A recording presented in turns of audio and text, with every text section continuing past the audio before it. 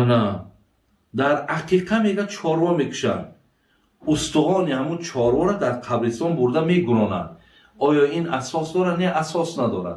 مثلا وقتی بچه تولد میشود 2 گوسفند، دختر تولد میشه 1 گوسفند، بعد همه را مثلا استخواناش وقتی گوشتاش میخورن، استخوانای همه را میبرن زیر خاک میکنن.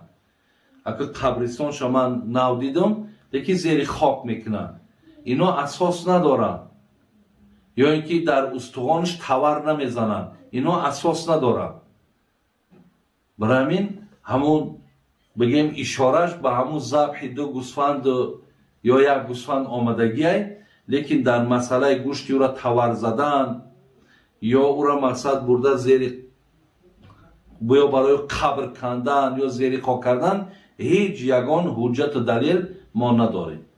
مثل همین خیلی که قربانی را میکنیم، میکشیم، گوشت میده میکنیم، خود تقسیمش میکنی، خود میخریش، ایده اجازت داری، همش مالی خودته.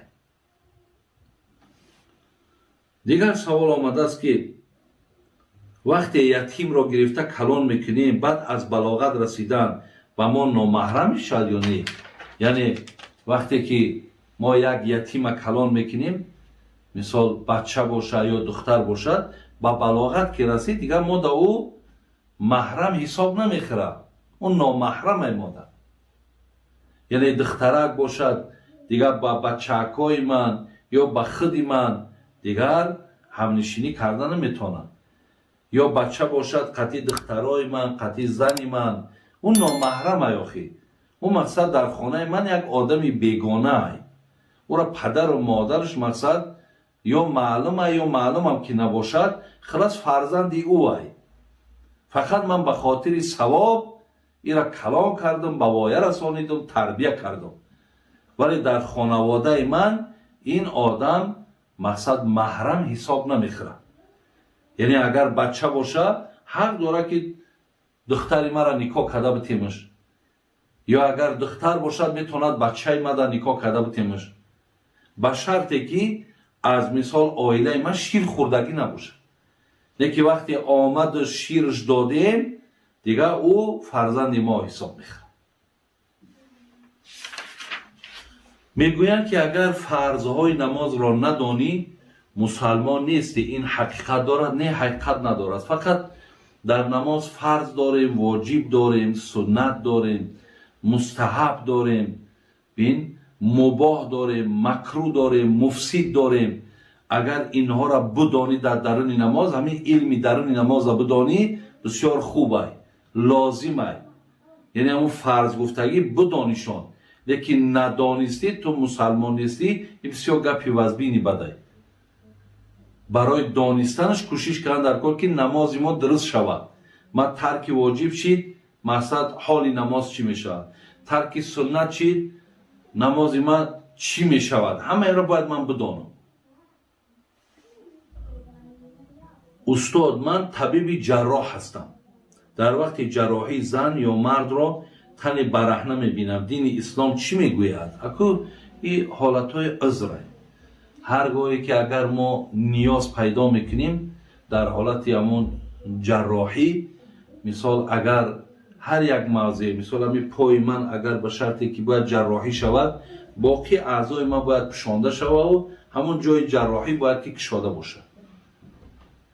برای میایی که اگر وقتی که او را میشود حالتهایی که مثال آریانش هم که ببینن، اگر حرکت کنیم که کوشش کنیم که همون را در حالت همون لوچ آریان نبینیم، این بینهایت کاری نیک و کاری ثواب میشه. لیکن اگر ضرورت پیدا شود که مقصد همون را دیدن در کار، سنجیدن در کار، این حالت مادام عذر که هست شما گناهگار نمیشید. در نزد زنی فالبین درس قرآن آموزی جایز است؟ هیچ وقت جایز نیست. اگر زنی که فالبینه یا مردی که فالبینه اگر پیش او برای قرآن با آموزی، هر یک قدم در پیش خداوند تو گناهگار میشه.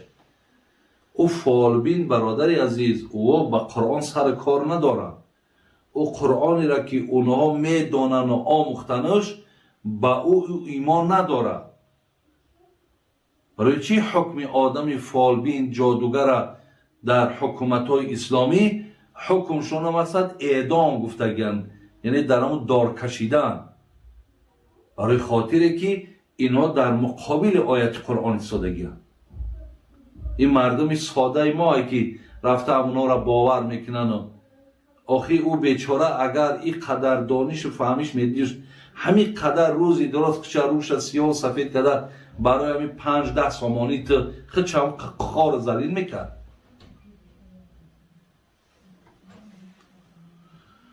بابا جان آیا اسم زاکر اسم اسلامی است؟ اگر نیست خواهش میکنم شما با من یک اسم گذارید. زاکر بهترین نامه، یعنی یک نفر ذکر کننده. برای همین بسیار نام خوبه، نام زاکر و نام شاکر و اینا نامای خوبه. خب استاد دختر بیراهه را با نکاح درآوری و از راه بد گردانی چی مقدار ثواب میگیری؟ البته آخر همین دعوت برای چیه؟ همین دعوت هایی که میشود، امر معروفی که میشود، همینا برای چیه؟ همه همینا برای آن است که هر نفری که اگر در یک راه خطا های در راه درست بر بگرده. اکو ایرا جزاش برادر عزیز مگر من دیگر همین صدها ورق بزنم در هر یک ورقی او برای تا اجر ثواب گفتگی.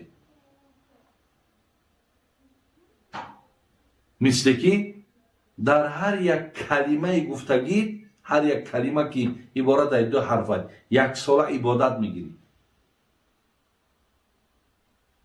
الله مهربان میگه کسایی که یک نفری را از راه خطا بر میگردانند در راه ثواب میمانند، من شرم میاد که روز قیامت اینها را عذاب کنم.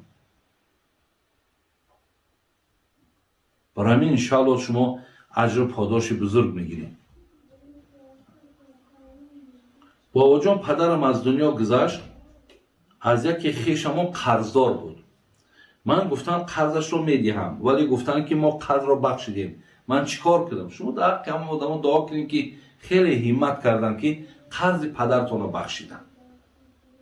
این بهترین کار، جوانمردی خوب که مثال همه را بخشیدن.